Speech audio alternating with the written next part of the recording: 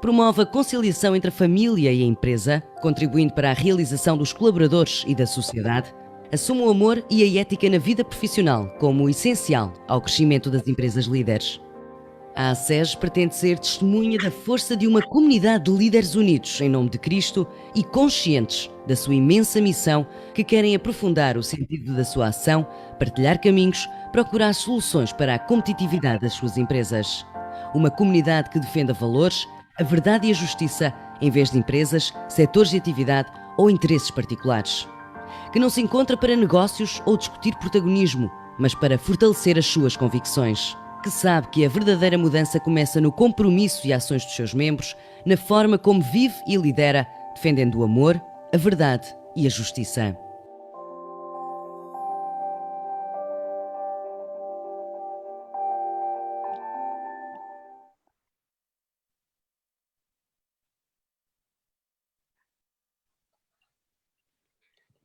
Caros amigos, boa tarde a todos, feliz ano novo, e é bom estarmos aqui de novo reunidos nesta primeira sessão do ciclo ACES Construir a Esperança, neste ano novo, e hoje com um convidado especial, porque é um associado da ACES, o Dr. Paulo Macedo, há muitos anos, a quem agradeço pela disponibilidade, pelo entusiasmo que colocou e por todo o apoio que tem dado à ACES ao longo deste tempo.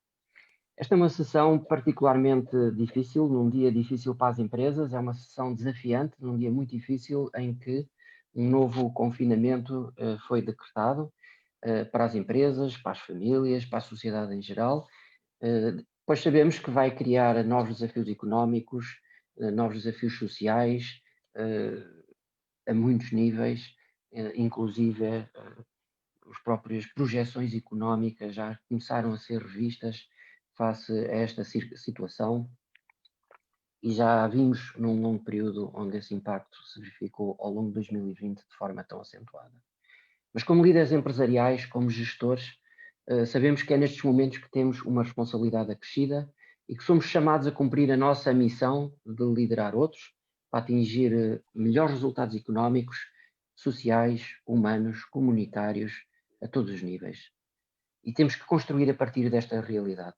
É neste momento, como defendemos na ACES, que temos uma responsabilidade acrescida em cuidar e acompanhar aqueles que na sociedade, mas em particular nas nossas empresas, mais sofrem, que são mais frágeis, mais vulneráveis e perante os quais as instituições que lideramos têm uma palavra a dizer e têm uma responsabilidade de cuidar.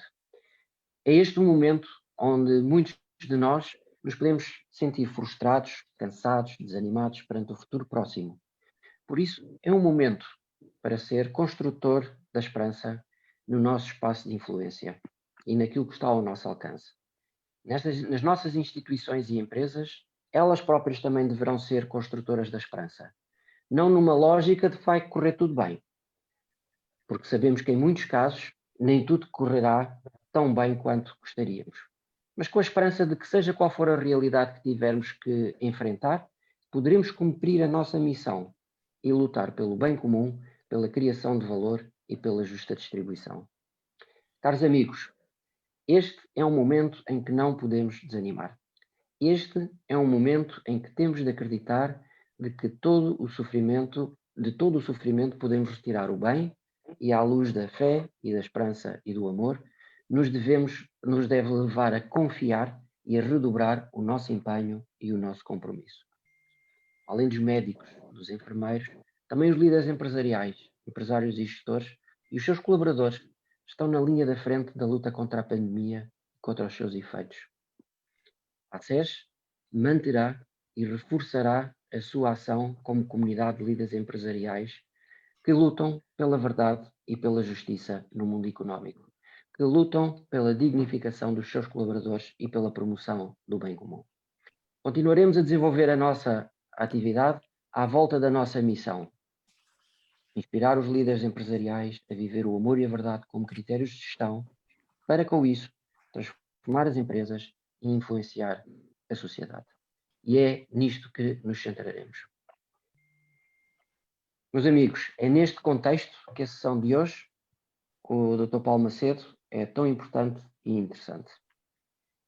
Como pode o presidente do maior banco português ajudar a criar a esperança? Como pode a Caixa ser um fator promotor de esperança para uma economia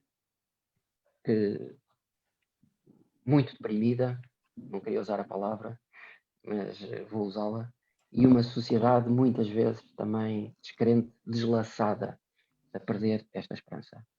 Caro Paulo, enquanto associado à SES, quero agradecer muito toda a disponibilidade para esta conferência, o apoio e incentivo que sempre foi dado e que esta missão continue enquanto empresário e gestor.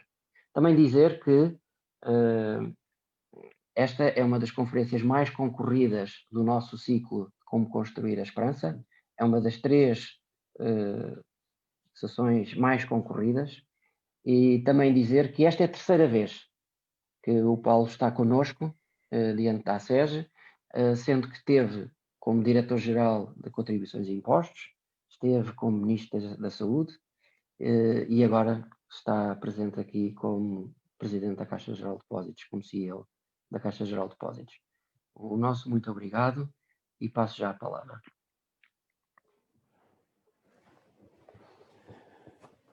Muito boa tarde a todos.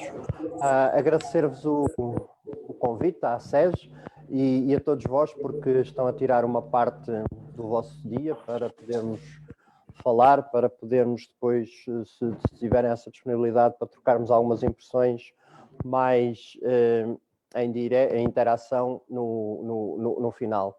O que eu me propunha, de facto, falar-vos é no tema mais geral, como é que vejo essa possibilidade da esperança. E, de facto, tudo nos indica que os tempos estão difíceis, que os tempos não vão melhorar e não vão melhorar na forma mais direta nas próximas semanas, naquilo que nós temos acompanhado mais, mas temos claramente uma esperança com razão de ser daqui a um tempo um pouco mais longo. Mas a questão é como chegar até lá e, sobretudo, como estarmos a falar uns com os outros sem estarmos todos a isto está mal, olha, pois isto está muito mal, pois isto está mal, pois está muito mal. E como é que saímos um pouco desta conversa e, designadamente, de quem tem pessoas sob a sua responsabilidade e, sobretudo, quem tem pessoas que olham para nós, não é? Porque, de facto, as pessoas tendem a ver o que é que nós dizemos, o que é que nós sentimos, especialmente, como todos nós sabemos, quem está a assistir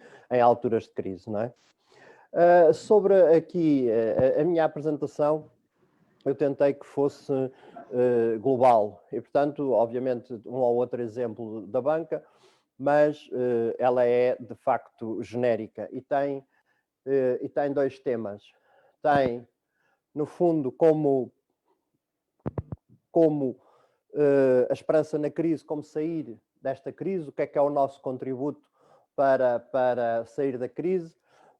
Tem um bocadinho inicial do diagnóstico e dividindo esta parte de o que fazer, o que mudar, em 2 formas, daquilo o que depende de nós e também saber aquilo que não depende de nós. E, portanto, nestes 2 capítulos, o que é que podemos fazer?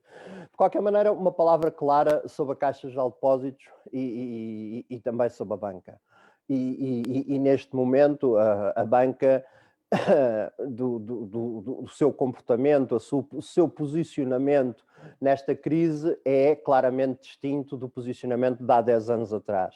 Há 10 anos atrás, na anterior crise financeira, a banca teve na origem da crise, participou na crise e depois teve, por falta de liquidez, por falta depois a seguir de capital, não conseguiu financiar as empresas, houve uma redução do crédito à economia em cima da redução orçamental, em cima da redução da despesa pública e, portanto, houve uma crise mais agravada. Nesta altura, nós temos uma situação precisamente inversa. Temos uma banca e a Caixa Geral de Depósitos que tem capital, tem liquidez, tem rácios de capital, no caso da Caixa, cerca do dobro, mais do dobro da anterior crise, tem uma liquidez, como todos sabem, bastante abundante e tem vontade de dar crédito, uma vez que se nós temos os custos de financiamento mais baixos de sempre, nunca para as empresas se financiaram a custos tão baixos, nem as pessoas, nem os particulares, designadamente quem tem uma casa, nunca se financiou tão baixo. Ora, isso quer dizer que também a banca tem menores margens financeiras. Para manter a margem, o que é que a banca toda está a fazer? A lutar por volumes. E, portanto, está a lutar por conceder mais crédito de boa qualidade. E, portanto, temos uma banca nesta crise que quer conceder crédito, pode conceder crédito, tem liquidez, tem capital e, portanto, pode desempenhar um papel bastante diferente, designadamente nos apoios aos bons projetos. Voltando aqui à estrutura e depois, se calhar, no final, podíamos falar bastante mais da Caixa e da banca, se quiserem. Na estrutura desta apresentação, como é que podemos fazer face à crise, como é que podemos dar mais esperança, como é que podemos ter razões para a esperança, que não sejam apenas palavras, que apenas não sejam boas intenções, de facto, através daquilo que depende de nós. E para saber como é que podemos ter esta mudança, no fundo, de um pouco de pressão, um pouco de estar tudo a correr mal, e obviamente o papel essencial é que a parte da saúde em todo o mundo, e designadamente no nosso país, tenha uma melhoria e uma inversão da tendência que está, e penso que isso está num horizonte temporal que é visível. Mas, para além desse fator que nos é externo, o que é que depende de cada um de nós? E isso, nós os economistas começamos sempre por ver o diagnóstico. O diagnóstico é aquilo que nós já todos partilhamos e vemos todos os dias, não é? E, portanto, eu só ia chamar a atenção para aquilo que...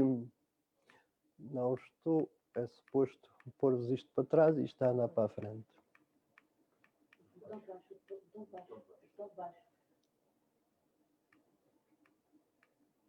Pois, não. Já está. Pois.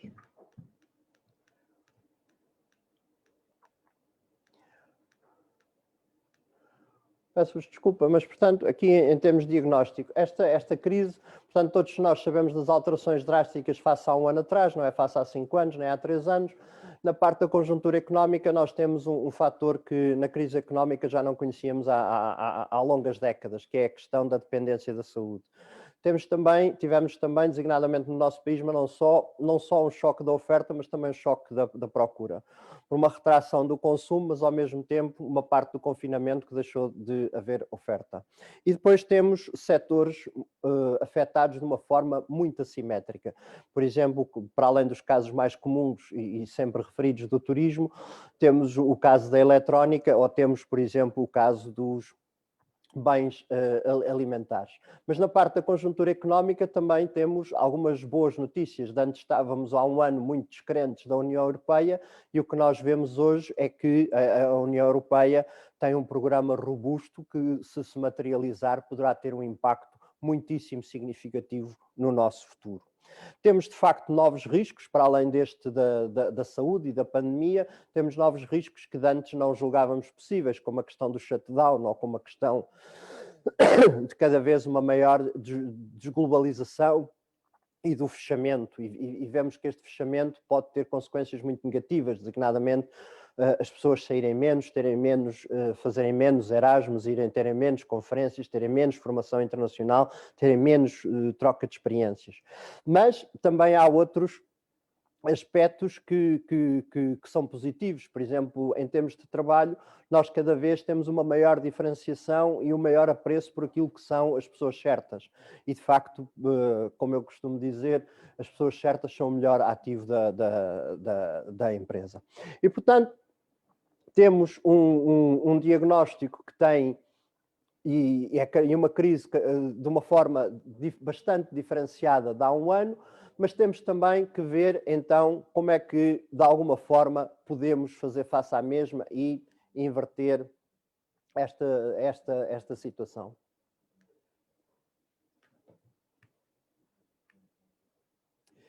Bom, a primeira coisa para haver esperança e para causar esta mudança, esta tal saída da crise, que obviamente depende de inúmeros fatores, mas nós devemos sempre reparar se queremos mudar, não é? Se estamos numa crise profunda, para além da questão da saúde, que é a principal neste momento, mas também saber sempre quais é que são os outros obstáculos para a mudança, designadamente quando a questão sanitária ficar resolvida.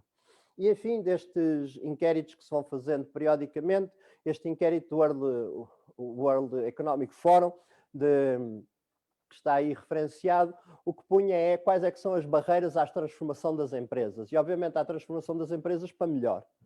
E, portanto, vem nesta lista os gaps, portanto, quais é que são as barreiras, quais é que são os diferenciais.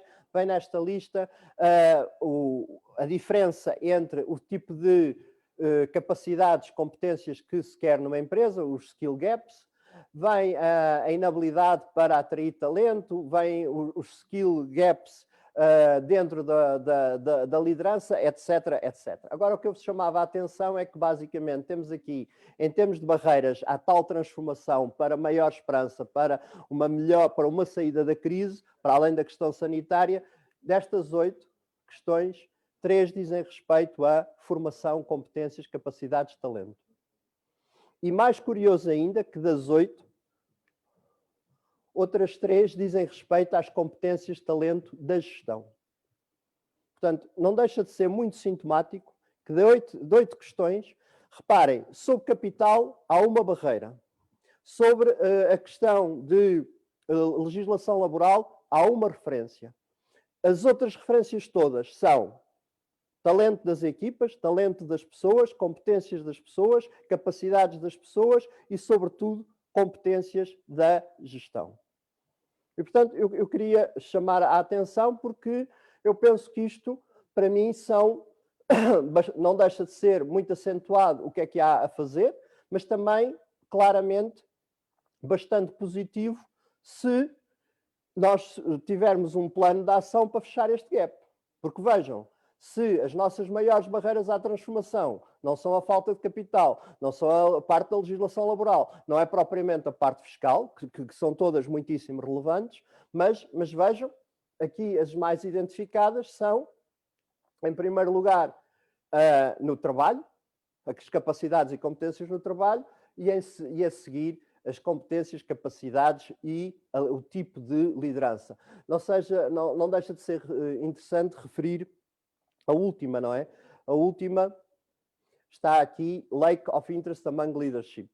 E, portanto, não deixa de ser curioso que primeiro está a questão de gaps na liderança dentro das organizações, mas depois também a falta de interesse, ou seja, um pouco do deixa andar. Isto parece feito para Portugal, mas de facto é do World Economic Forum. Mas se quisermos construir a partir daqui, ou seja, se eu conseguir fazer face a estas barreiras, se eu conseguir ultrapassar estas barreiras em ordem a ter, de facto, uma esperança, uma sociedade diferente, organizações melhores dentro dessa sociedade, o que nós vemos é que, de facto, a primeira coisa é fechar o gap dentro destas lacunas. Ou seja, é no fundo ver como é que eu posso minimizar ou anular estas barreiras. Para minimizar ou anular estas barreiras, eu já no outro dia fiz referência a este modelo da Boston Consulting Group, que é uma abordagem aplicável às mudanças nas organizações, que basicamente o que diz é que uma organização pode ser vista como tendo uma parte cerebral, da cabeça, tendo uma parte do coração e uma parte da execução. E, portanto, na parte da cabeça, ou seja, quais são as prioridades, são os segmentos-chave das empresas, os produtos, os modelos de distribuição, a parte da sua estratégia, onde é que se está a posicionar geograficamente. Na parte do seu coração é, no fundo, como é que eu trato os meus dados, quais são as minhas escolhas, e a parte do ENDS, no fundo, a parte do modelo operativo. E se quisermos a parte interessante, este modelo é conhecido, o que eu vos queria propor é, no fundo, para fechar o gap, nós podemos ter este mesmo modelo, não para as organizações, mas para a nossa própria mudança pessoal. E, portanto, não deixa de ser curioso, se calhar todos nós sabemos aplicar muito bem aquele modelo à nossa organização, mas também, se calhar, seria interessante vermos como é que nós podemos aplicar este modelo para aquela mudança pessoal que também nós próprios queremos fazer. E parece bastante intuitivo, não é? Nós, em termos pessoais, temos a criação de uma visão aspiracional, o que é que nós pretendemos da nossa vida, quais são as nossas prioridades, quais são as nossas aspirações, quais são os objetivos, o que é que queremos fazer, a parte relativa ao coração, qual é que é o nosso propósito, como é que queremos capacitar-nos a nós próprios e como é que podemos executar. Aqui podemos, então, portanto, aplicando este modelo, ver como é que eu, de facto, posso ter a segunda parte da aplicação deste modelo, que é como é que eu posso aplicar isto diretamente aos líderes e gestores. E, portanto, em termos daquilo que são o propósito de cada um de nós próprios, não só devemos ter esse propósito e indicá-lo a nós, tê-lo claro para nós, mas indicar às nossas pessoas. As pessoas cada vez precisam mais de saber porque é que estão a trabalhar no meio de uma pandemia, para além obviamente, terem o seu sustento, o que é que estão a fazer, porque é que estão... Designadamente, nós temos muitas pessoas que estão em teletrabalho, mas a generalidade dos portugueses, a maior parte dos portugueses, é bom não esquecer, está a trabalhar fisicamente, presencialmente, não é? Designadamente na Caixa Geral de Depósitos, nós somos cerca de 7.000, temos cerca de 5.000 pessoas a trabalhar presencialmente, porque estão onde estão os 500 balcões para servir os clientes, certo? E, portanto, temos uma parte grande de pessoas em teletrabalho, designadamente aqui onde eu estou, na João 21, mas depois temos 500 agências que têm que estar abertas todos os dias para os portugueses que se pretendem deslocar à agência e que ainda não têm meios digitais ou meios de pagamento que obviamente evita esse tipo de deslocações. E o que nós vemos aqui em termos de abordagem pessoal é que cabe-nos a nós incentivar a resiliência. Esta palavra há uns anos não existia, não é? No ano passado obviamente já existia, mas quer dizer, é uma palavra que não existia. Hoje em dia é algo que nós não só se exige aos líderes, como nós devemos e tentamos desenvolver nas nossas pessoas. Por outro lado, também garantir o compromisso das pessoas. E isto é sempre mais fácil dizer do que fazer. Porque é que eu vou garantir o compromisso com as organizações, quando amanhã eu vou ter os filhos em casa, que não sei onde é que os vou pôr, quando vi as notícias e está tudo em depressão, e depois há uma série de outros fatores que não ajudam bastante. E, portanto, haver algo que vá de encontro a energizar as pessoas, algo que vá de encontro a pôr as pessoas dentro de uma esteira de cumprir os seus objetivos, ter uma prioridade em termos de serviço, e a Caixa Geral de Depósitos tem, felizmente, a maior base de clientes bancários de Portugal, e, portanto, tem um trabalho muito significativo a apoiar as empresas e as famílias durante esta crise.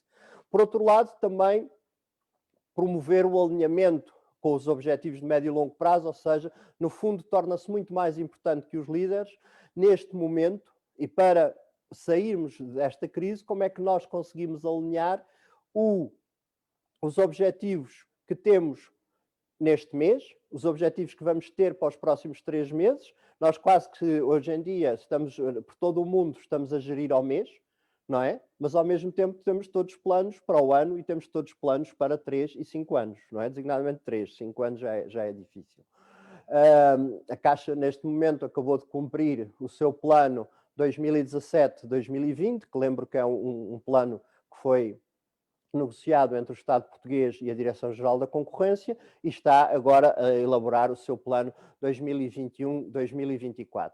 O que não deixa de ser curioso, ao mesmo tempo que temos esta pressão toda destes meses todos que nos mudam os orçamentos, que nos mudam os objetivos. Mas aqui a questão, como todos sabem, não é planear menos, é precisamente planear mais e ver como é que podemos alinhar os esforços para, mesmo assim, cumprir as metas. Depois também, nesta construção de esperança, é mais importante os líderes darem sinais de aceitação da diversidade da equipa, ter uma cultura do risco adequada, designadamente na banca, mas depois serem bastante, ao mesmo tempo que há uma grande tolerância com a diversidade, ser bastante mais estrito em termos de valores. E depois, o ponto que para mim é sempre o mais importante, que é conseguir as pessoas certas. Nós não temos que conseguir pessoas, nós temos que conseguir pessoas certas. E isto faz toda a diferença nas organizações.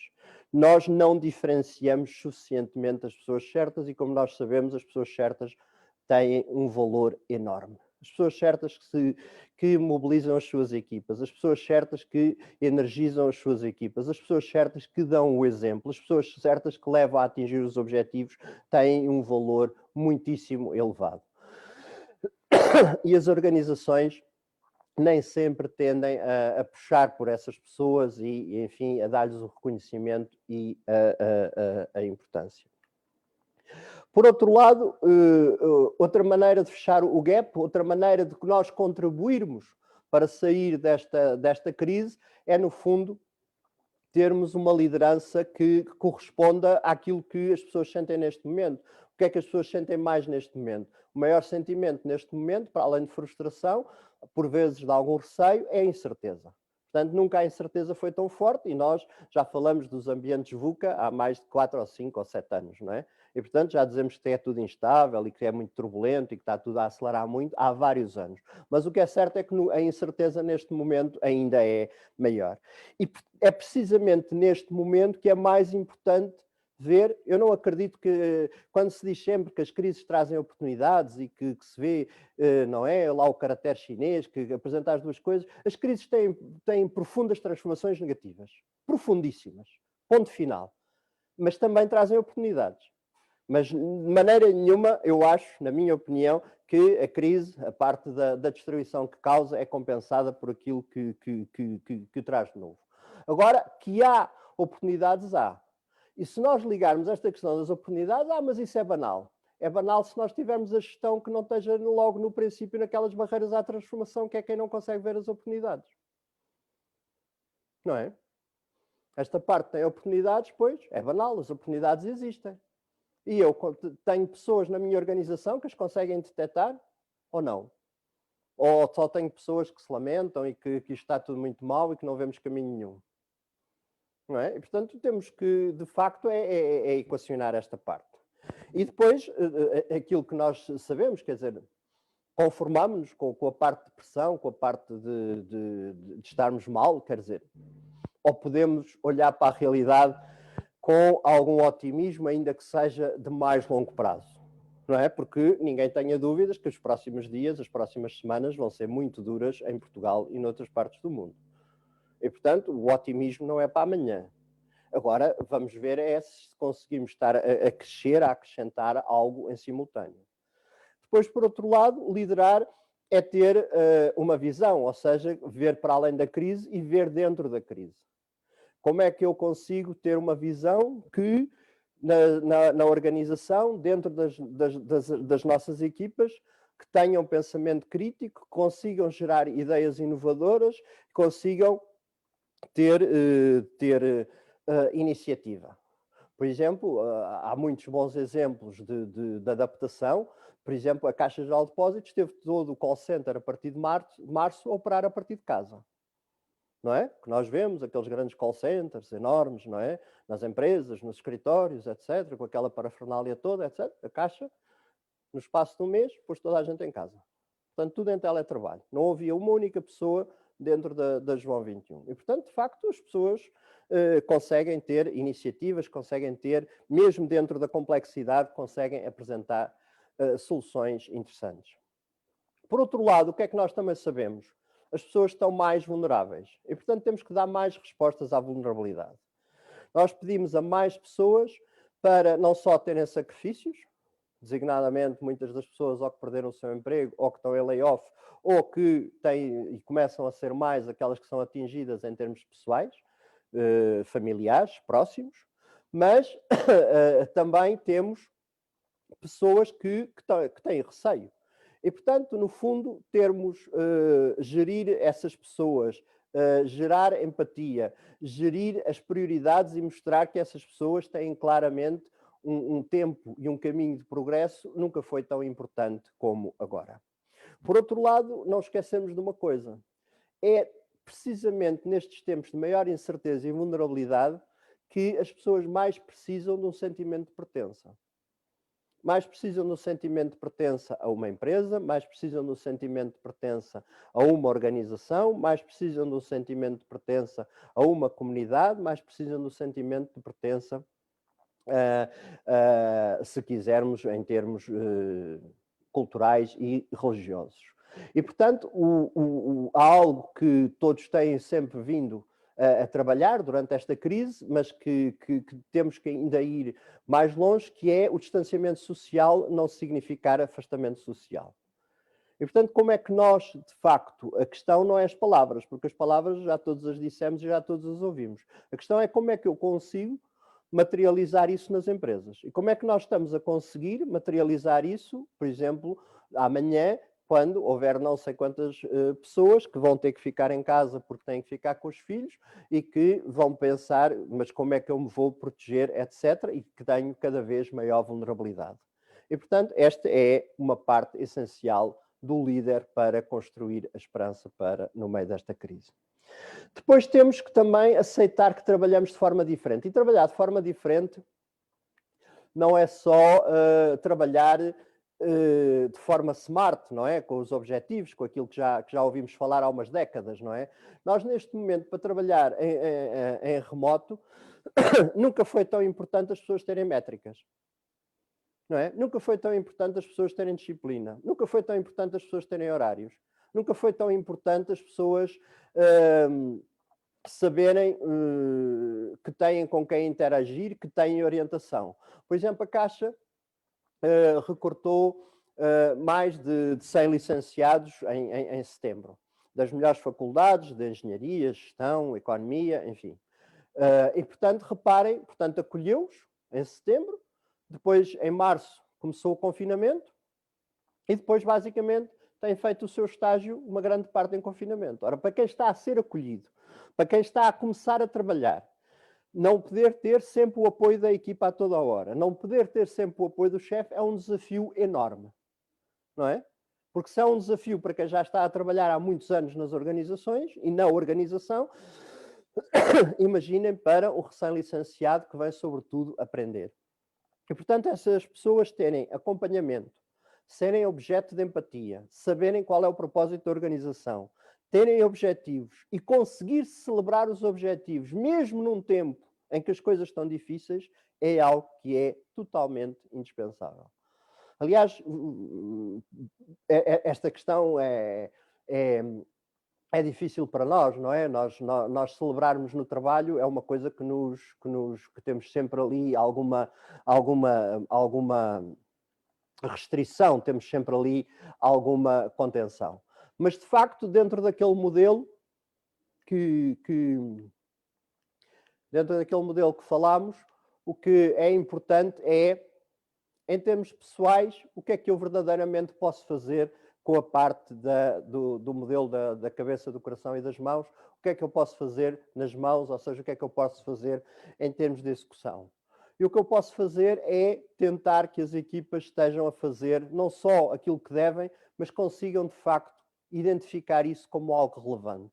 Vocês já viram o que é a esperança que têm as equipas que, em vez de estar a fazer débitos e créditos, ou estar a fazer telefonemas, ou estar a escriturar, ou estar a fazer planeamento, estão de facto a fazer algo de relevante, algo que percebem que tem futuro, numa altura em que o presente é difícil. Portanto, é muito mais importante nós darmos futuro nas tarefas às pessoas quando o presente é mais difícil. Por outro lado, também estruturar. Precisamos de, nestas alturas, ter estruturas, por um lado, mais flexíveis, mas, portanto, ter estruturas que saibamos que acolhem as vulnerabilidades das pessoas. E no fundo, as questões de sempre, não é? Delegar, ou seja, continuar a incentivar que haja ideias extraordinárias, continuar a decidir, portanto, continuar a pedir às pessoas para ser corajoso. Vocês reparem, em tempos de crise e em tempos ainda de vulnerabilidade, o que é que as pessoas tendem? A fechar-se ou a abrir-se. obviamente que a fechar-se. Portanto, o papel de quem está a gerir, ter que continuar com as pessoas, não só independentemente de 100% de concentração, se estão a trabalhar em equipa ou se estão a trabalhar em casa, e que essa concentração em casa, essa produtividade pode diminuir. Mas, por outro lado, também com o próprio meio envolvente que se está a criar à volta das pessoas. E, portanto, a liderança tem um papel fundamental e pode contribuir objetivamente, isto não é conversa, pode contribuir objetivamente se está só com tarefas rotineiras ou se está a dar um espaço de futuro às pessoas. Por outro lado, a questão de o tal ser ágil. Hoje em dia, as organizações serem ágeis já quase que se passa em duas esferas. A organização como um todo, isso já vem de há muitos anos, mas também há as equipas ágeis, designadamente, que nós temos nas áreas de sistemas, nas áreas digitais. Agora, o que é certo é que esta agilidade nunca foi tão importante quando, por exemplo, nas nossas organizações, a Caixa teve poucas pessoas afetadas pelo Covid, portanto, durante março, abril, maio, junho, julho, agosto, teve poucas pessoas durante aquelas semanas, aqueles meses. Nós, obviamente, desde outubro para cá, já tivemos muito mais pessoas do que naquele período todo. E, portanto, quer dizer o quê? De repente apareceu aqui qualquer coisa que não é suposto.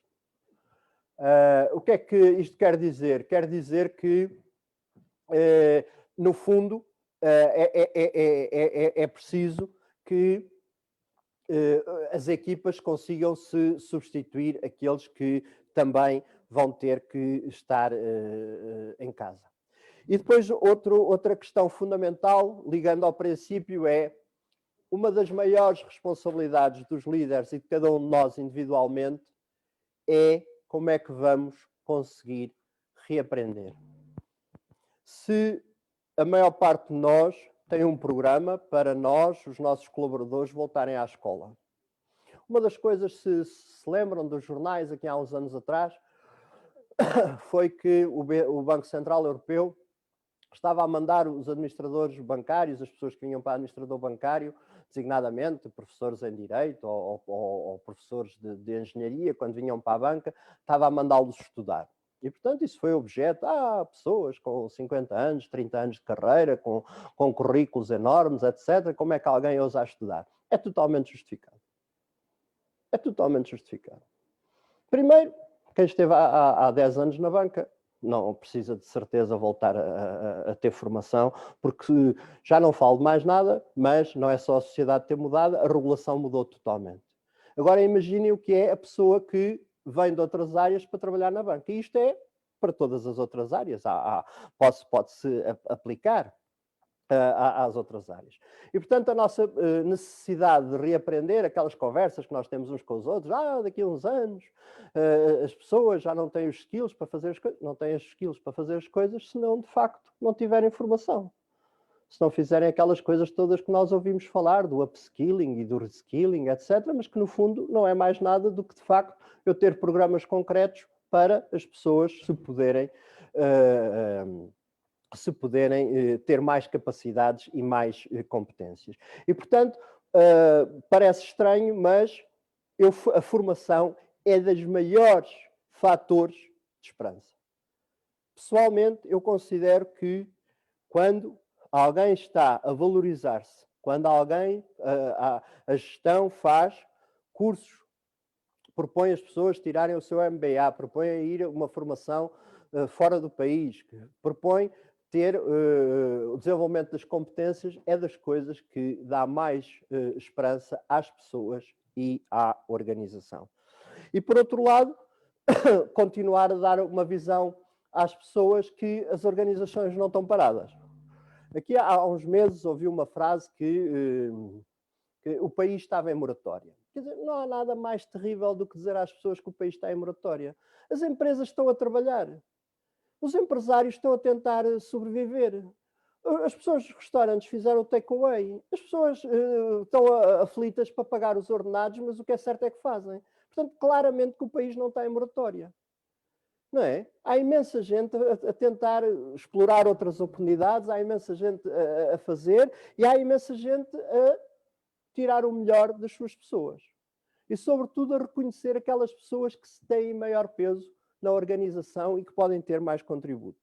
E, portanto, nesta altura continua a ser muito importante aquele jargão que é, no fundo, precisamos de que as pessoas certas, precisamos de tê-las, precisamos de movê-las para cima, como está ali na última linha, e precisamos de mantê-las.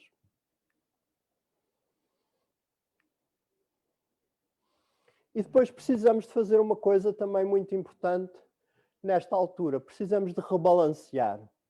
E rebalancear, nós temos todos, dizemos isto em termos da sociedade, da natureza, dos recursos, das alterações climáticas. Mas, de facto, também podemos rebalancear as organizações de uma forma mais direta, naquilo que são os nossos ativos, não é? E nas nossas organizações nós temos dois grandes tipos de ativos, como todos sabem.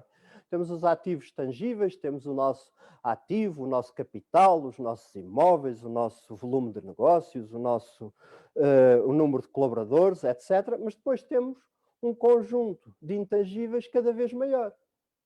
E vemos um conjunto de intangíveis onde está a liderança, onde está a cultura, onde estão os valores, onde está o talento, onde está a inovação, onde está a base de clientes, onde está a governance, enfim. E o que é que nós vemos hoje? Qual é que é o grande foco? Qual é que é a crescente valorização que nós temos? É claramente nos fatores intangíveis, não é? E por outro lado, o que é que nós vemos com esta crise? O que nós vemos com esta crise, o que é que esta crise está a fazer aos ativos das organizações, aos ativos das pessoas? Está a atacar, essencialmente, os ativos tangíveis. Está a atacar as vendas, está a atacar os balanços, está a atacar o número de colaboradores, não é? E, portanto, é indispensável nós conseguirmos ter uma postura de defender esta parte, ou seja, a solidez das empresas. É indispensável defender o número de colaboradores das empresas, porque eles são importantes, designadamente são fundamentais as pessoas certas e aquelas que têm os skills, mas sabemos que a crise está a atacar estas e, portanto, há que defender. Mas também sabemos o quê? Sabemos que, nesta parte, se nós estamos ali a ser atacados e temos que nos defender aqui, sabemos que na parte dos ativos intangíveis cabe à gestão atacar esses ativos. Ou seja, cabe à gestão materializar o futuro, no fundo, materializar a esperança através de quê? Se eu não posso exportar mais, mas se calhar posso ter uma experiência de cliente melhor para o mercado nacional. Eu se calhar tenho volumes de negócios em quebra, mas de facto se calhar posso ter uma reputação cada vez melhor. E, portanto, aqui a questão é se esta crise e esta esperança não pode ser construída a partir da defesa dos fatores tradicionais das organizações, mas, sobretudo, através de um propósito firme, de uma ação firme, de uma liderança firme sobre a parte dos ativos intangíveis. E reparem, por exemplo, o importante que é a governance, como se viu nos Estados Unidos. Não é? Nós andamos a dizer sempre que os checks and balances são muito importantes. Se não houvesse checks and balances nos Estados Unidos, nós teríamos agora um cenário diferente. Não é? E é isso que são os ativos intangíveis que nós precisamos dar mais atenção. Precisamos defender os nossos colaboradores, os nossos volumes de negócios, o capital das nossas empresas, mas temos aqui um espaço de progressão enorme. E depois, até agora, estive a falar daquilo que depende de nós, não é? Ou seja, o que é que nós podemos agir. E na minha opinião, podemos agir sobre a qualidade e o talento e as capacidades das nossas pessoas, podemos agir sobre a qualidade dos nossos líderes, consciencializando-os que precisam de voltar à escola, precisam de ter mais capacidades, precisam de ter mais empatia, precisam de ter um melhor planeamento para este tipo de incerteza, precisam de liderar melhor, precisamos, para fazer face à crise, de trabalhar de forma diferente, como também já vimos, não basta trabalhar apenas com objetivos SMART, precisamos nos rebalancear, mas também temos um conjunto de situações que não dependem de nós. Desde logo a questão sanitária não depende de nós. Ou se calhar depende de uma parte. Porque se calhar eu não posso agir individualmente sobre a questão sanitária resolvê-la, mas se eu sou líder de uma organização, posso dar um exemplo de onde é que eu quero que os meus trabalhadores tenham. Que condições de proteção e de higiene é que eles podem ter. Se devem vir trabalhar presencialmente ou se devem ficar em casa. Se veem a gestão e a administração de máscara ou não veem. Se veem que marcam-se toda a hora reuniões presenciais ou se veem que se marcam de facto reuniões por Zoom. Se respeita quem tem que trabalhar presencialmente e é motivo de regozijo, de apreço, ou se de facto, enfim, é tudo indiferente. Portanto, há aqui uma parte que depende, como nós sempre dissemos e como todos sabemos, do exemplo. Só que o exemplo agora é algo muito concreto. As pessoas veem o nosso exemplo, designadamente na rua, ou desejavelmente não na rua, veem o nosso exemplo e o que é que nós estamos a fazer para a situação da pandemia. Mas, para além disso, há coisas que não dependem de nós, mas conformamos ou podemos ter uma participação ativa na comunidade como faz a ACES?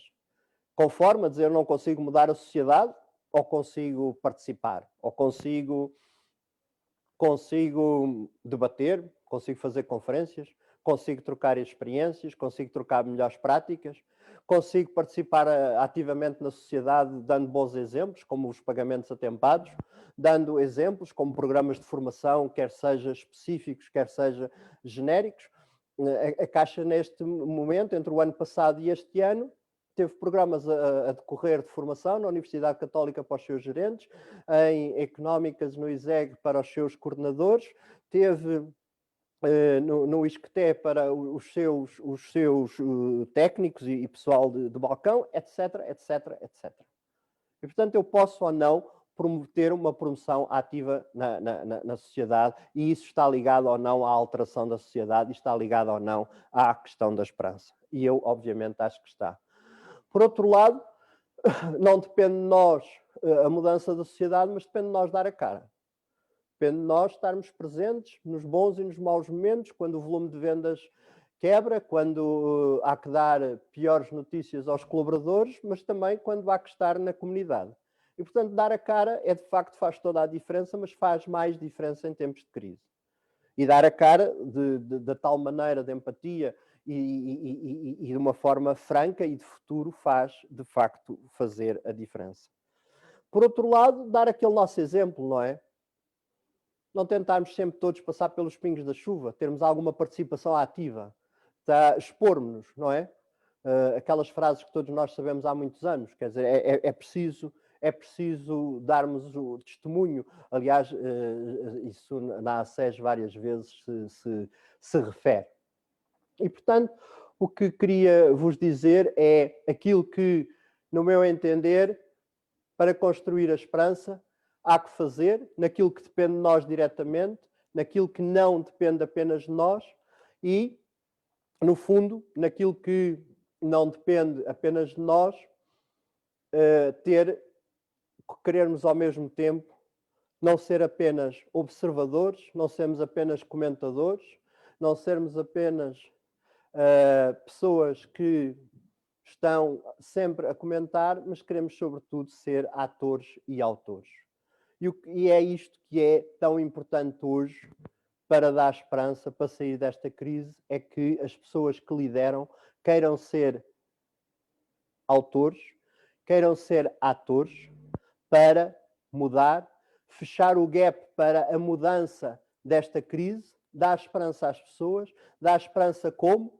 Dando-lhes competências para o futuro, partilhando um propósito, rebalanceando as organizações em termos do que é que são os seus fatores materiais e os seus fatores intangíveis, focando-nos naquilo que é estrutural, que é a governance, que é a reputação, aquilo que leva anos e anos a construir, promovendo uma participação ativa na comunidade, como fazem tantos líderes e gestores que estão ligados à ACES, dar a cara e, sobretudo, dar novos tempos a este tempo e saber que as pessoas precisam mais de nós, precisam mais de quem lhes dê esperança, designadamente também em termos profissionais. Muito obrigado pela vossa atenção.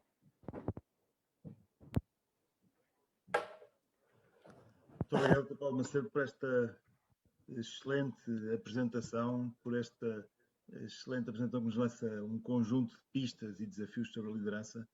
E, como disse, é muito ao estilo da ACES este reforçar o papel de cada um na construção das empresas e reforçar o papel de cada um também na construção da comunidade onde estamos inseridos. E, portanto, quando refere que é essencial darmos o exemplo, darmos a cara, sermos autores e autores, é realmente essa a lógica, e por isso agradeço muito esta inspiração que nos traz para continuarmos neste desafio de construir a esperança.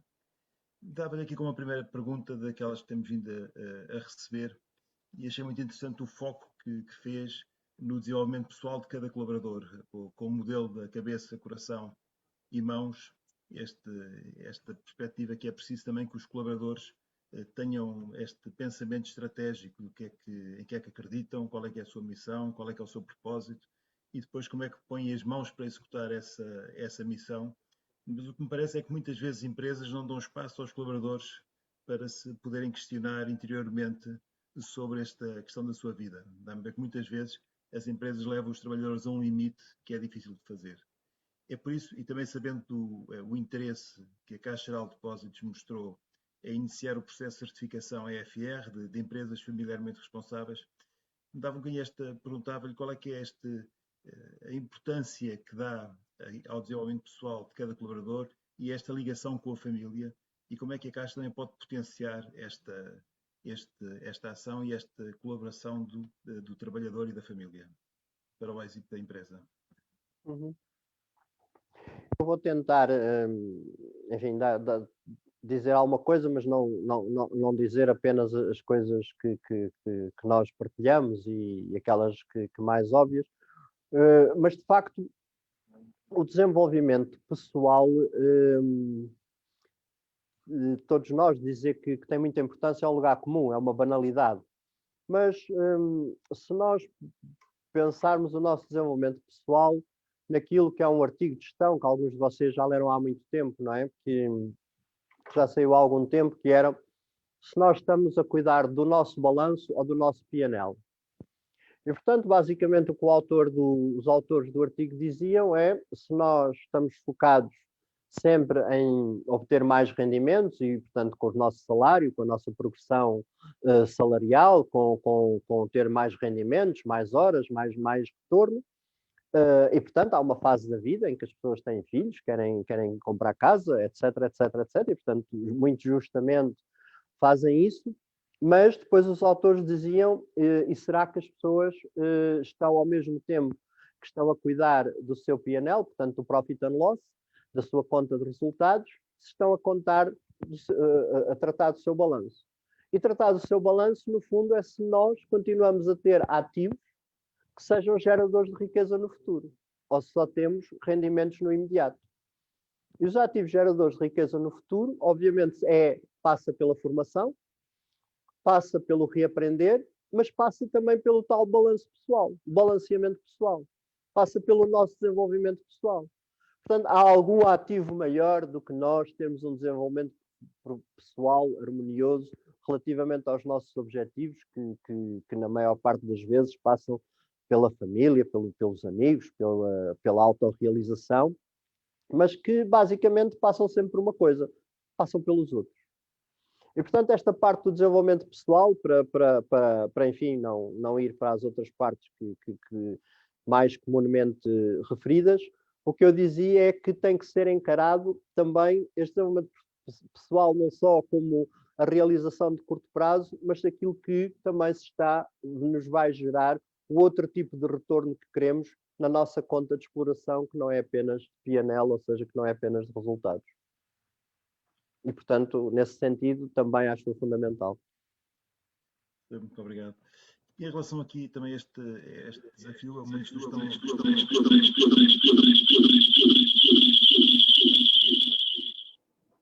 Muito bem. Em relação a este desafio também da mudança da liderança, destes novos modelos de liderança,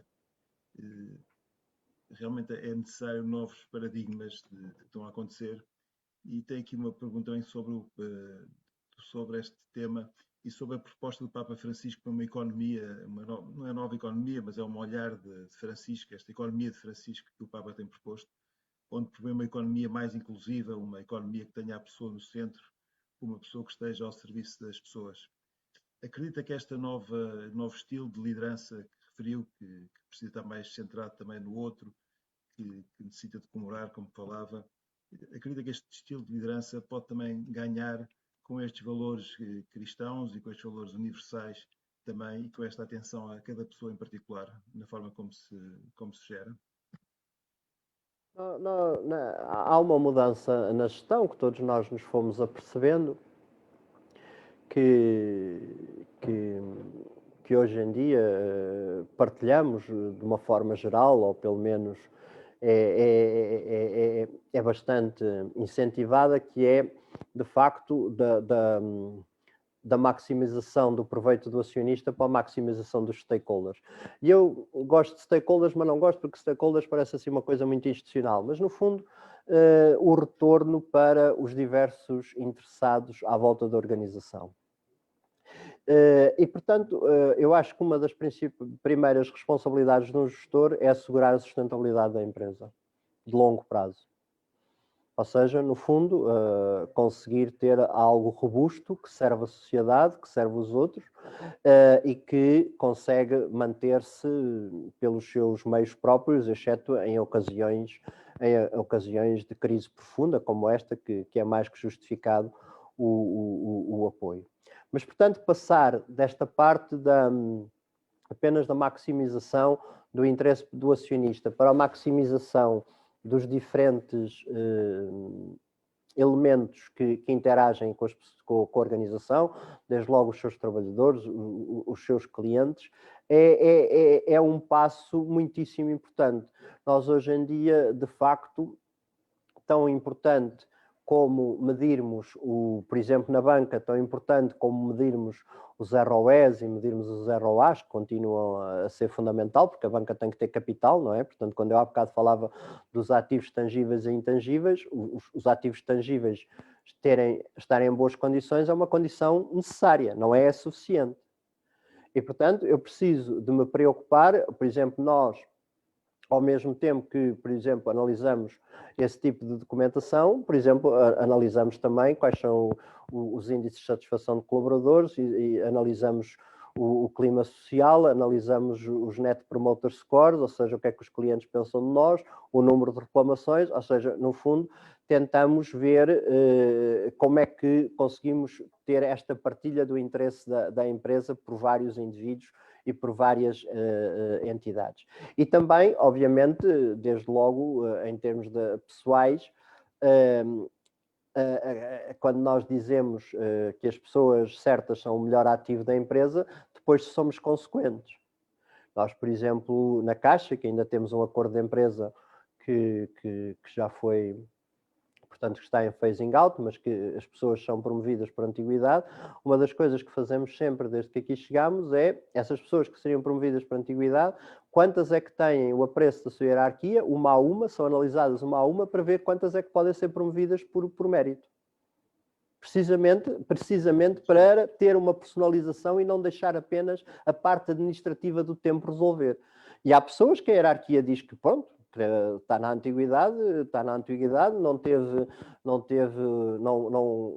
teve o mérito suficiente, de acordo com o julgamento da hierarquia, para ser promovida. Mas as outras todas tentamos fazer uma análise personalizada para não deixar cair, ser um acordo ou ser algo escrito e ser o tempo a decorrer que passe. Eu penso que este tipo de exemplos concretos é importante e, portanto, na Caixa, por exemplo, estamos a tratar disso neste mês de janeiro. Por exemplo, quando nós falamos da importância das pessoas e daquilo que eu estava a defender, como dos fatores de esperança, passar pela formação, pelo reaprender, obviamente, das coisas que nós pedimos agora às pessoas quando vão para casa, se tiverem mais tempo disponível, porque há pessoas que não têm mais tempo disponível, pelo contrário, até ficam mais assoberbadas, mas se tiverem mais tempo disponível é, por exemplo, que façam toda a sua formação online.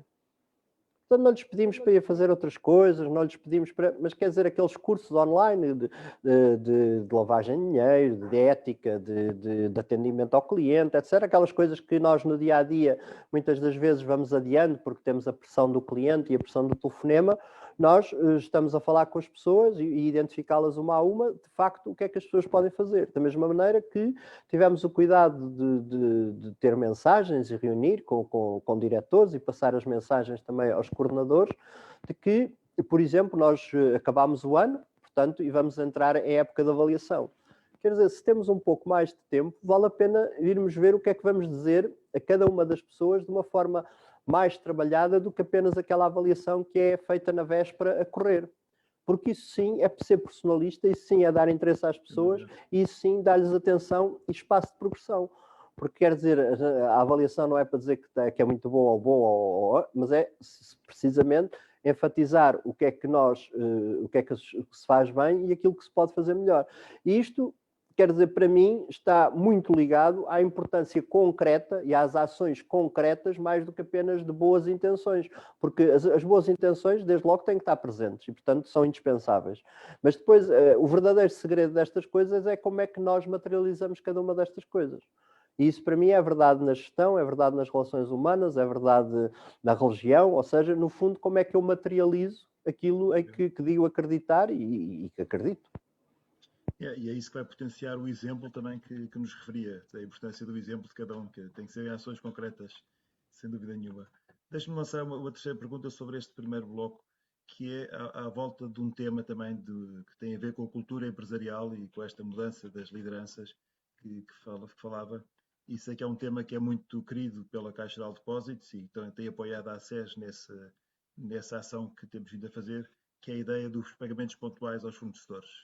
Portanto, é um tema que a SES, com a CIP, com a IAPMEI, com a Apifarma e a Informa tem vindo a liderar esse tema, mas porque acreditamos que isso realmente faz mal às empresas, este atraso nos pagamentos entre empresas, mas a Caixa tem aqui dado um grande apoio a este projeto. Como é que vê este tema e o que é que a Caixa tem feito neste sentido? Sei que tem agilizado os pagamentos. O que é que nos pode dizer sobre este tema? Essa parte para nós é duplamente importante. É importante porque, obviamente, sendo um banco, pagar a horas está, digamos, no nosso ADN e, portanto, é demasiado importante, é muitíssimo importante, mas também todos nós sabemos que estas áreas das compras portanto, a Caixa Geral de Depósitos em fornecimentos e serviços externos tem umas centenas de milhões de euros de compras, não é? Designadamente a parte maior é na área de sistemas de informação.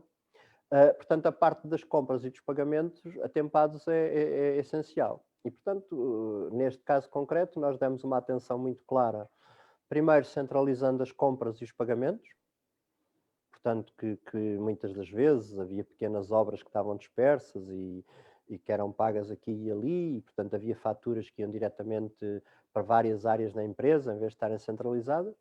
Depois, tentar ter toda a fatura eletrónica, portanto, nós temos uma autêntica fixação em que todos os nossos fornecedores trabalhem eletronicamente. Porquê? Porque não há faturas, ou melhor, a possibilidade de haver faturas extraviadas é muito menor, o controle e também não haver aquela história que já não acontece há alguns anos, mas que nós sabemos que acontecia, que é pôr a fatura para cima ou para baixo para pagar. Portanto, a questão da fatura eletrónica é algo que a Caixa estimula muitíssimo, quer pela questão do controle, quer pela questão da eficiência, mas sobretudo para poder pagar a horas. Porque é totalmente diferente a fatura andar a circular ou eu digitalizá-la, pedir para pagar, para confirmar o serviço e poder pagar. Mas aí depois o que a Caixa tem feito durante este ano todo, 2020, e logo no início do ano passado, 2020, quero dizer, foi começar a pagar a pronto pagamento. E, portanto, nós pagamos a todas as entidades. Primeiro, tivemos aquele pensamento que só devíamos pagar às empresas até uma certa faturação, e depois achámos que devíamos pagar a todas. E, portanto, neste momento, a única coisa que para a Caixa pagar uma fatura é ela estar confirmada. E, portanto, quanto melhor tiver feito o contrato, quanto mais claras forem as condições, quanto melhor e mais rápida for feita a verificação, nós estamos a conseguir pagar, portanto, muitíssimas dezenas de milhões de euros já de forma a pronto pagamento no ano 2020.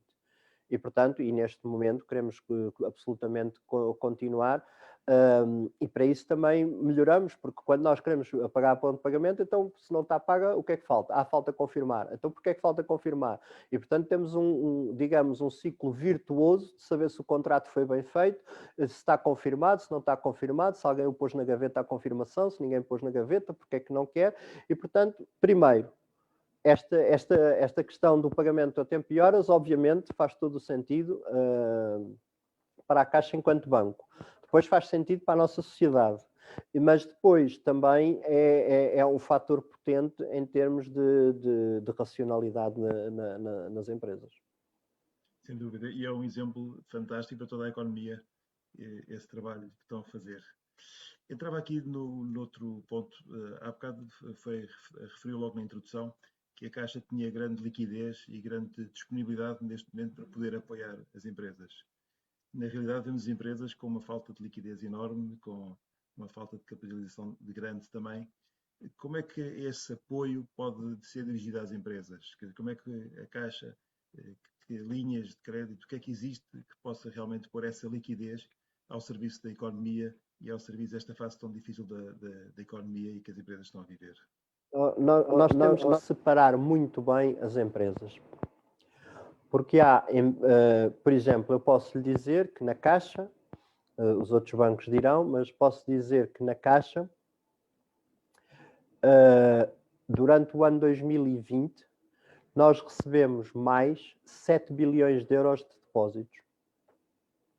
E, portanto, recebemos depósitos essencialmente de particulares, mas recebemos em todas as categorias, dos institucionais, das grandes empresas, das médias empresas e das pequenas empresas. Portanto, há um crescimento de poupança, de liquidez, claramente transversal à sociedade toda. Depois, temos noutra parte empresas que têm grandes dificuldades e que têm falta de liquidez e têm falta de acesso ao crédito. E depois temos outras empresas que se financiaram, por exemplo, as linhas garantidas pelo Estado, estão mais ou menos, em média, eu diria, utilizadas em 2/3. Portanto, ninguém pense que todos os créditos que foram pedidos foram utilizados. Pelo contrário, uma parte está depositada nos bancos e outra parte está na tesouraria das empresas e está indisponíveis, etc. Portanto, o que eu queria dizer é, nós temos empresas passar muitas dificuldades, mas temos empresas também com bastante liquidez. E, portanto, não vale a pena dizer as empresas portuguesas, porque ninguém está a falar, digamos, não há uma realidade. Dito isto, as empresas no ano passado foi o maior ano de concessão de crédito dos últimos 10 anos. E muito para as microempresas, muito para as médias, não é? Porque foi quem... E, portanto, eu diria que para a tesouraria das empresas, elas tiveram possibilidades, muitas delas, para resistir a estes embates. Obviamente, empresas como a restauração, que não têm proveitos, não há crédito nunca suficiente, pois se eu não tenho nenhum tipo de rendimento, não é? E estamos a falar muito de financiamento para a tesouraria, porque as empresas também não estão, como no passado, a procurar tanto financiamento para investir, porque há uma retração clara no investimento. Não é? Portanto, a maior solicitação das empresas à banca foi para aguentar o embate e para poder ter uma almofada ou uma alternativa aos influxos de dinheiro que recebia das suas receitas. Não é? E, portanto, isso foi feito. Agora, que empresas é que estão mais aflitas? Por exemplo, as empresas que já estavam em dificuldade antes da crise e que não puderam ter acesso a esse tipo de linhas. Ou as empresas que já tinham incumprimentos e que não puderam ter acesso a esse tipo de linhas e que não têm acesso à banca porque têm incumprimentos no passado. Ora, essas claramente estão em muito maiores dificuldades. Portanto, quer dizer, nós temos vários tipos de empresas e, portanto, eu diria que A banca apoiou dezenas de milhares de empresas, isto são dados formais, portanto, e estão disponíveis.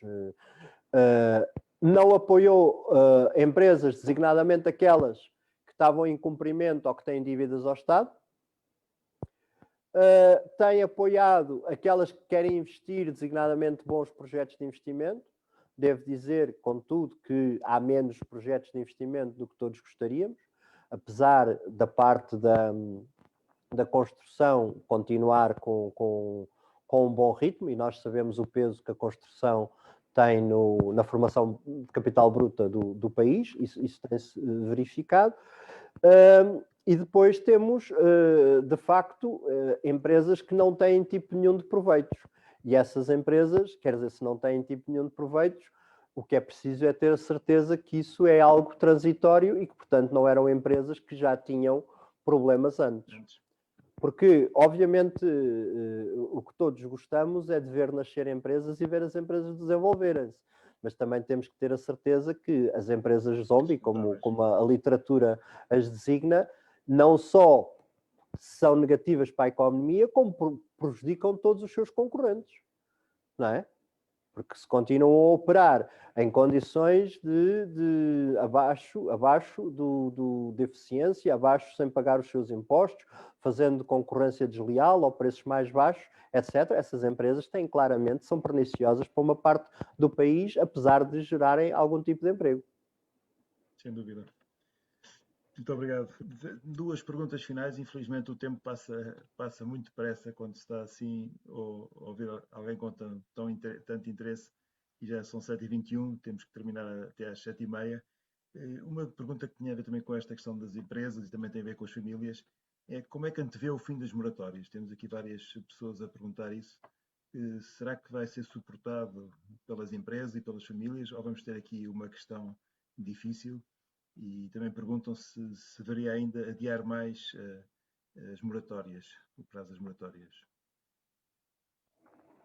Nós vamos ter, agora no final de março, o final de moratórias para uma parte de capital e juros e, portanto, há um conjunto de entidades que passa a pagar juros.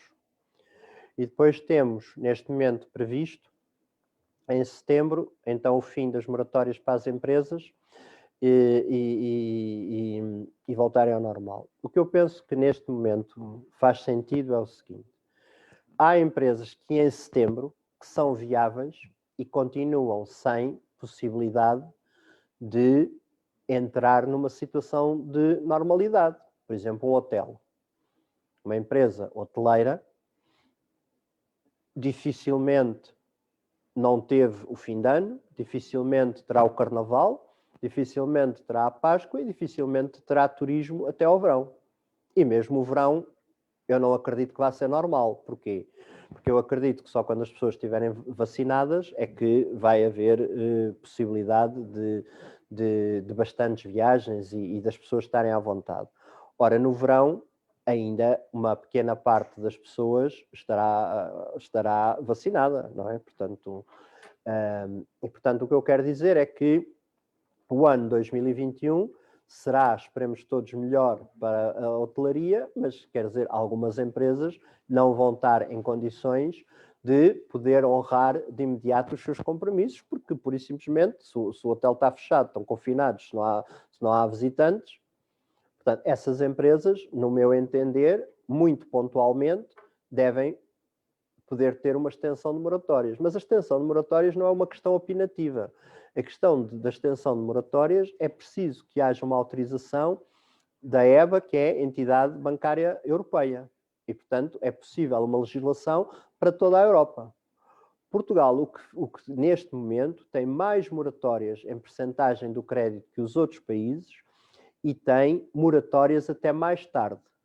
Por exemplo, a França já acabou as moratórias em outubro, novembro, dezembro.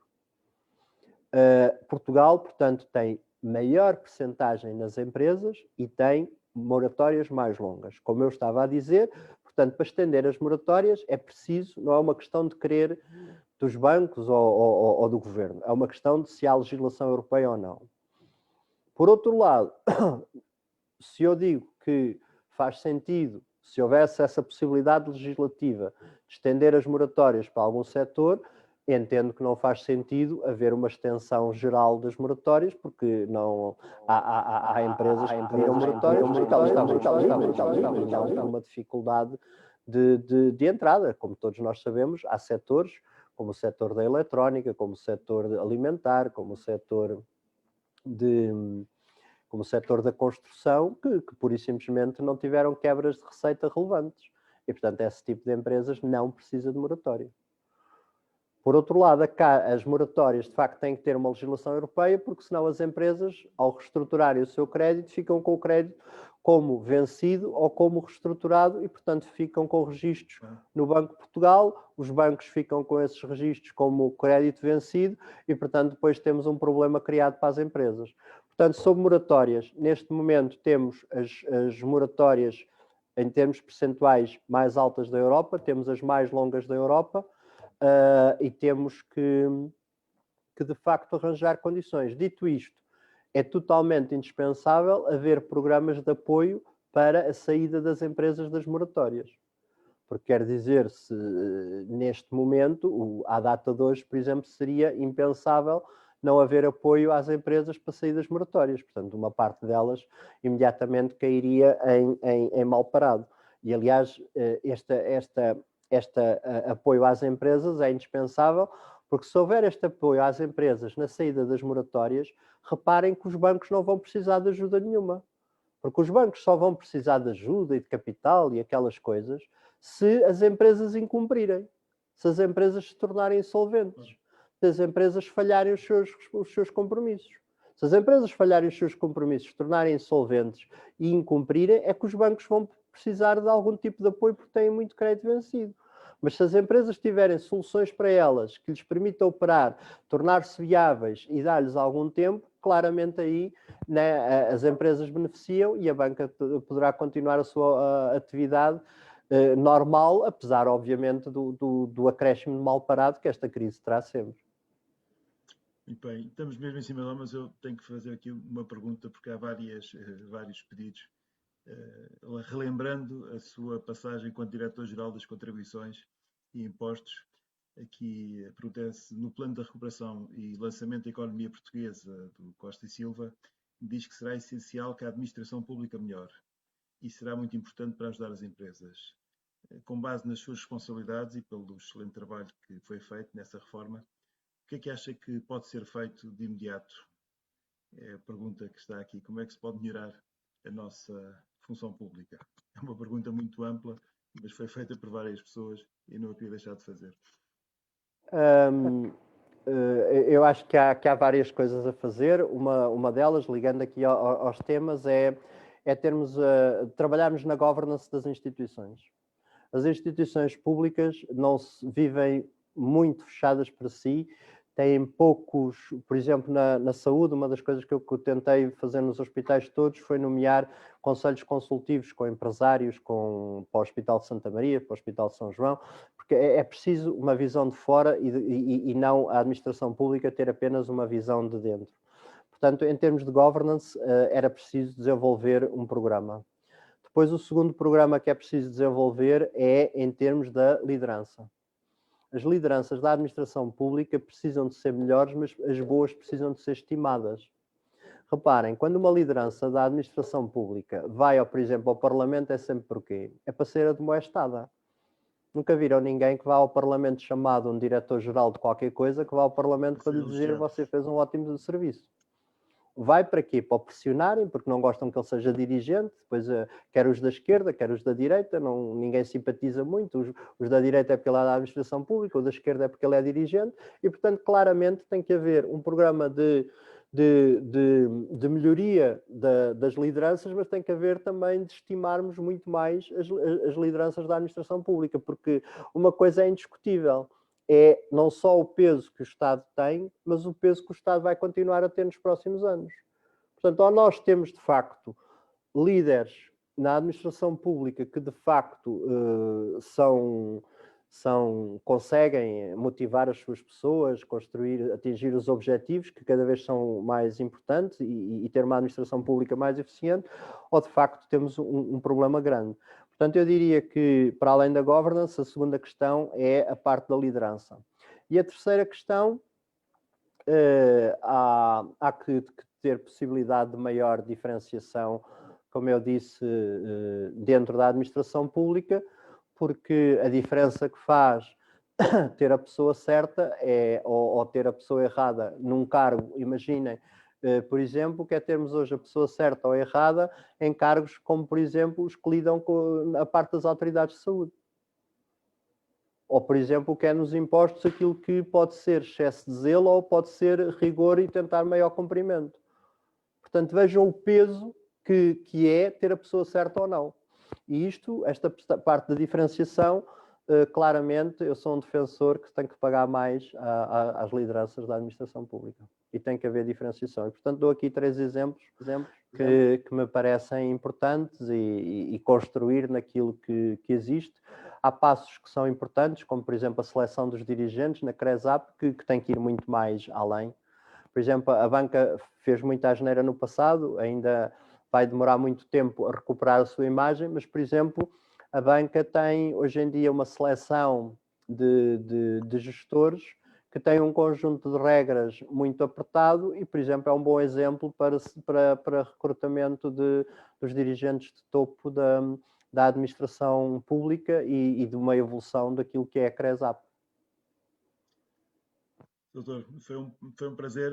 Muito obrigado pelas suas respostas tão claras e por esta inspiração que, pelo menos da minha parte, levo deste encontro.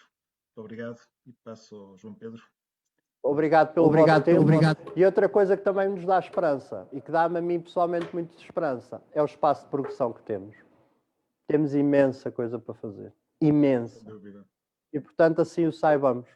Muito obrigado. Muito bem. O João vai terminar Saúde a para sessão. todos. Saúde que precisamos. João.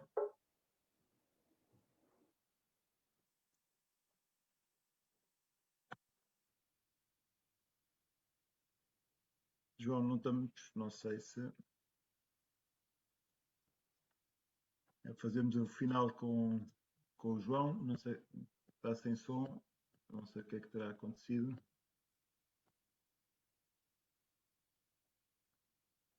Não estamos a ouvir, João.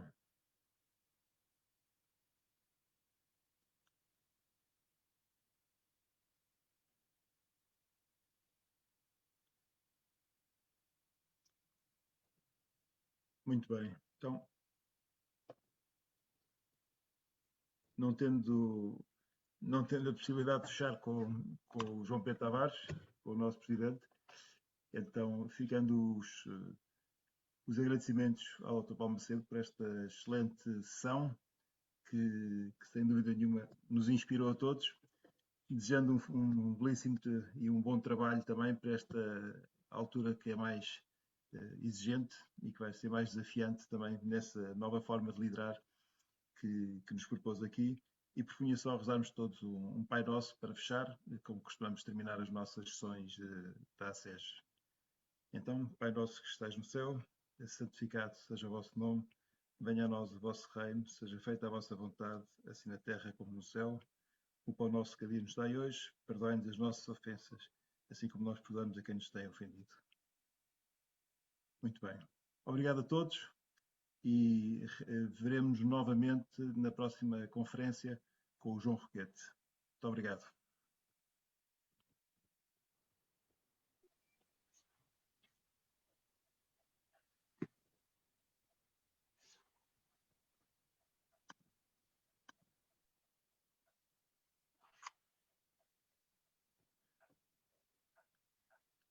Só um bocadinho.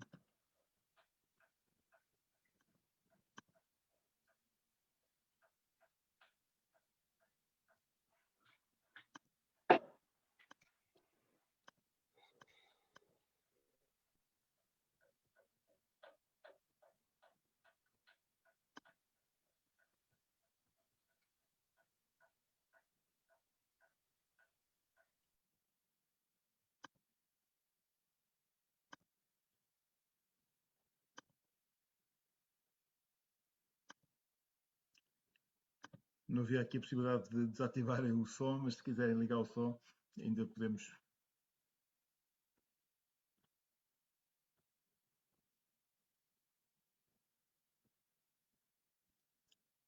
Então, obrigado a todos pela presença.